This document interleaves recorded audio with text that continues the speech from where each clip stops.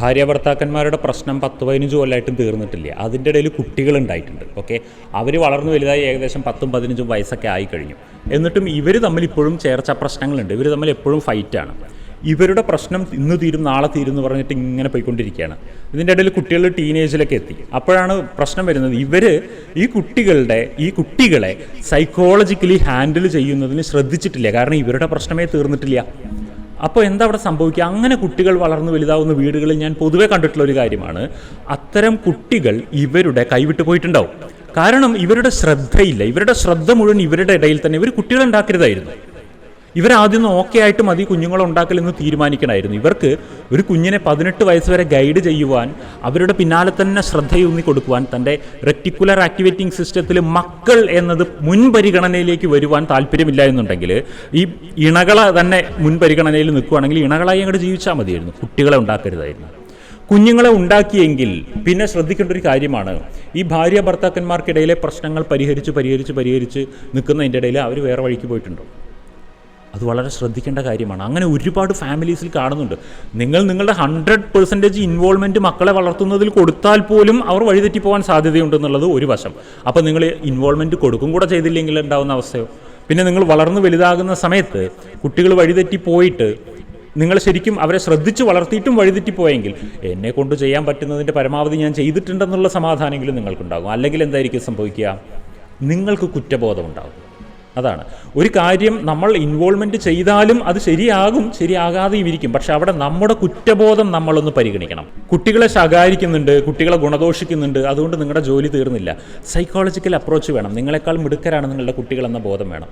ഇവിടെ ഞാനൊരു അച്ഛനെ പരിചയപ്പെട്ടു. ആ കുട്ടിക്ക് 15 വയസ്സൊക്കെ ആയപ്പോൾ സുഹൃത്തുക്കളുടെ കൂടെ ചേർന്നിട്ട് പല കാര്യങ്ങളിലേക്കും പോയിക്കൊണ്ടിരിക്കുകയാണ്. അപ്പോൾ ഈ അച്ഛനൊരു കാര്യം ചെയ്തു. കുട്ടിയെ സിഗരറ്റ് വലിപ്പിച്ച് നോക്കി, മദ്യപിപ്പിച്ച് നോക്കി, കഞ്ചാവ് അടിപ്പിച്ചു. അവനെ കൊണ്ടൊരു പ്രോസ്റ്റിറ്റ്യൂഷൻ സെൻറ്ററിലേക്ക് കൊണ്ടുപോയി.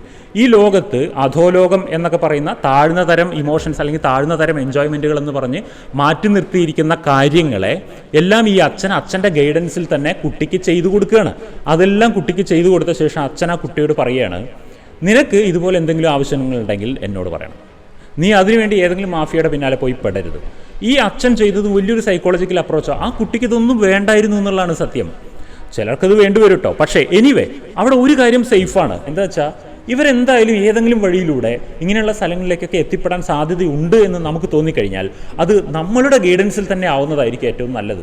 നിങ്ങൾക്ക് നിങ്ങളുടെ കുട്ടിക്ക് ഒരു ഡ്രഗ് നൽകുവാൻ താല്പര്യമുണ്ടോ? നിങ്ങൾക്ക് സാധിക്കുമോ? അത് ഒരു ഡ്രഗ്സ് അവൻ പൊതുവെ കൂട്ടുകാരെ കൂടെ പോയിട്ട് ആ ഡ്രഗ് അടിക്കാൻ സാധ്യതയുണ്ട് എന്ന് നിങ്ങൾക്ക് ഉറപ്പായ നിങ്ങളുടെ ഗൈഡൻസിൽ ആ ഡ്രഗ് അവന് കൊടുക്കുകയും എന്നിട്ട് പറഞ്ഞ് മനസ്സിലാക്കി കൊടുക്കുക, ഇത് ഇങ്ങനെയാണ് സാധനം, ഇതിൻ്റെ എക്സ്പീരിയൻസ് ഇങ്ങനെയാണ്, ഇത് നിനക്ക് ബുദ്ധിമുട്ടാവും ഭാവിയിൽ, ഇത് നിനക്ക് ഉപയോഗിക്കാൻ തോന്നിയാൽ നീ എന്നോട് വേണം പറയാൻ. നീ എവിടെയും പോയിട്ട് അത് വാങ്ങരുത്, എവിടെയും പോയിട്ട് നീ പേഴ്സണലായിട്ട് പോയി ഉപയോഗിക്കരുത്. Because it is dangerous.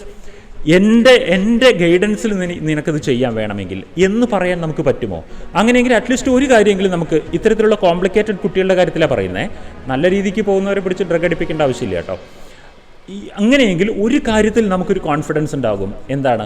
അവനത് ഉപയോഗിക്കും, പക്ഷേ സേഫ് സ്ഥലത്തിരുന്നിട്ടേ ഉപയോഗിക്കുള്ളൂ. എന്തെങ്കിലും ആക്കി തീർക്കാൻ പറ്റും. ചെറുപ്പം മുതൽ തന്നെ ഒരു കുട്ടി ഒരു തീ പിടിക്കാൻ പോകുന്ന സമയത്ത് പോയി തള്ളി വലിച്ചിട്ടിട്ടൊക്കെയാണ് നമ്മളതിനെ ഹാൻഡിൽ ചെയ്യുന്നത്. മോനിത് തീയാണ്, ഈ തീ നിനക്ക് കൈ ചൂടാക്കി തരും, അത് നിൻ്റെ കൈനെ പൊള്ളിക്കും, ഞാൻ കാണിച്ചു തരാം എന്ന് പറഞ്ഞാൽ എക്സ്പീരിയൻസ് കൊടുക്കുന്ന അച്ഛനമ്മമാരില്ല. കുട്ടികൾക്ക് എക്സ്പീരിയൻസ് ആവശ്യമാണ്. നിങ്ങളുടെ ഗൈഡൻസിലിരുന്നു കൊണ്ട് അവരിന്ന് വരെ അനുഭവിച്ചിട്ടില്ലാത്ത എക്സ്പീരിയൻസുകൾ നേടാൻ ശ്രമിക്കണം. അല്ലെങ്കിൽ നിങ്ങളുടെ കണ്ണ് വെട്ടിച്ചിട്ട് അവർ ആ എക്സ്പീരിയൻസ് നേടാൻ ശ്രമിക്കും. കാരണം ലോകം വളരെ ഓപ്പണാണ്. നിങ്ങൾ അവരുടെ മുന്നിൽ എന്ത് മറച്ചു വെച്ചിട്ടും കാര്യമില്ല. അവർക്ക് ഈ ലോകം എല്ലാം പഠിപ്പിച്ചു കൊടുക്കുന്നുണ്ട്, എല്ലാം അവരുടെ വിരൽത്തുമ്പിലുണ്ട്. അതുകൊണ്ട് ഈ പുറമേ കാണിച്ചു കൂട്ടുന്ന ഇത്തരം നല്ല കുട്ടി ചമയലിലൊന്നും ഒരു കാര്യമില്ല. ഇനി വളരെ ശ്രദ്ധിക്കേണ്ട ഒരു പോയിന്റ് കൂടെ പറയാം.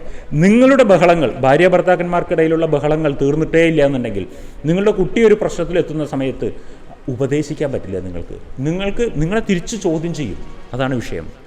ഇപ്പോൾ ഒരു കുട്ടി പ്രണയിച്ച സമയത്ത് അച്ഛനമ്മ ഉപദേശിക്കുമായിരുന്നു, ഇങ്ങനെയൊന്നുമല്ല മോനെ ലൈഫ് പാർട്ട്ണറെ കണ്ടുപിടിക്കേണ്ടത്, ഇതൊക്കെ പക്വതയില്ലാത്തൊരു തീരുമാനമാണ്. നമ്മളൊക്കെ നോക്കുക, അറേഞ്ച്ഡായിട്ട് വീട്ടുകാരൊക്കെ ആലോചിച്ച് കുറേ കാര്യങ്ങൾ ചിന്തിക്കാണ്ട് ഇതിൻ്റെ പിന്നിൽ എന്നൊക്കെ പറഞ്ഞിട്ട് കുട്ടിയോട് പറഞ്ഞു കൊടുക്കുകയായിരുന്നു. അപ്പോൾ കുട്ടി തിരിച്ചു ചോദിച്ചൊരു ചോദ്യമാണ്, എന്നിട്ട് നിങ്ങളിങ്ങനെ അറേഞ്ച് ചെയ്തിട്ട് വളരെ കൂടുതൽ ചിന്തിച്ചിട്ടൊക്കെ വിവാഹം കഴിച്ചിട്ട് ഇപ്പോൾ എന്തേ രണ്ടുപേരുടെയും അവസ്ഥ? നിങ്ങൾ സമാധാനത്തിലാണോ? എൻ്റെ അമ്മ ഒരു സാറ്റിസ്ഫൈഡ് വൈഫാണോ? നിങ്ങളൊരു സാറ്റിസ്ഫൈഡ് ഹസ്ബൻഡാണോ? അപ്പോൾ നിങ്ങൾ നിങ്ങളുടെ കാര്യം ആദ്യം ഒന്ന് ശരിയാക്കുമെന്നാണ് പറയുന്നത്. ചിന്തിച്ച് നോക്കിയേ. അപ്പോൾ നമ്മളുടെ ലൈഫ് മാതൃകയായി കാണിച്ചു കൊടുക്കാതെ നമ്മൾക്ക് നമ്മുടെ കുട്ടിയെ ഗൈഡ് ചെയ്യാൻ പോലും പറ്റില്ല. മാർക്ക് ലിസ്റ്റിൽ ഒരുപാട് ഇതിൽ മാർക്കില്ല, അതിന് മാർക്കില്ല, ഇതിന് മാർക്കില്ല എന്നൊക്കെ പറയുന്ന അച്ഛനോട് ഒരു കുട്ടി അച്ഛൻ്റെ മാർക്ക് ലിസ്റ്റ് എടുത്തിട്ട് വന്നു പറഞ്ഞു. അതോടുകൂടെ അച്ഛൻ കുടുങ്ങി. അപ്പോൾ ഞാൻ ചെയ്യാത്തൊരു കാര്യം ഞാൻ ഉപദേശിക്കുമ്പോൾ കുട്ടികൾ നിങ്ങളെക്കാൾ ഇൻ്റലിജൻ്റാണ്. അതുകൊണ്ട് കുട്ടികളെ വളർത്തുന്ന ഓരോ അച്ഛനമ്മമാരും ഫസ്റ്റ് ചെയ്യേണ്ടത് അവരെ ഗൈഡ് ചെയ്യുവാനുള്ള ക്വാളിഫിക്കേഷൻ അവനവൻ ഉണ്ടാക്കുക എന്നുള്ളതാണ്. അല്ലാതെ ഗൈഡ് ചെയ്യാൻ പോയാൽ ഒരു ക്വസ്റ്റ്യൻ ചെയ്തു നിങ്ങൾ നാണം കെടും, എന്തിനാ ആ പണിക്കൊക്കെ നിൽക്കുന്നത്. അപ്പോൾ ഞാനീ പറഞ്ഞതുപോലെ നിങ്ങളുടെ പ്രശ്നം എന്ന് പരിഹരിക്കും പറഞ്ഞിട്ട് ഇങ്ങനെ ഓടി നടക്കാതെ അത് ചിലപ്പോൾ പരിഹരിക്കപ്പെടില്ലായിരിക്കും. അതവിടെ നിർത്തുക. നിങ്ങൾ കുഞ്ഞുങ്ങളെ ഉണ്ടാക്കിയെങ്കിൽ പിന്നെ അതിൽ നിന്ന് പ്രയോറിറ്റിയെ മാറ്റി കുഞ്ഞുങ്ങളുടെ കാര്യത്തിലേക്ക് പ്രയോറിറ്റി കൊടുക്കുക. അല്ലെങ്കിൽ നിങ്ങൾ ജീവിതകാലം മുഴുവൻ നിങ്ങളുടെ പ്രശ്നം പരിഹരിച്ച് നടക്കാമായിരുന്നു, കുഞ്ഞുങ്ങളെ ഉണ്ടാക്കിയിടാതിരിക്കണമായിരുന്നു. അപ്പോൾ അതൊന്ന് ശ്രദ്ധിക്കേണ്ടതാണ്.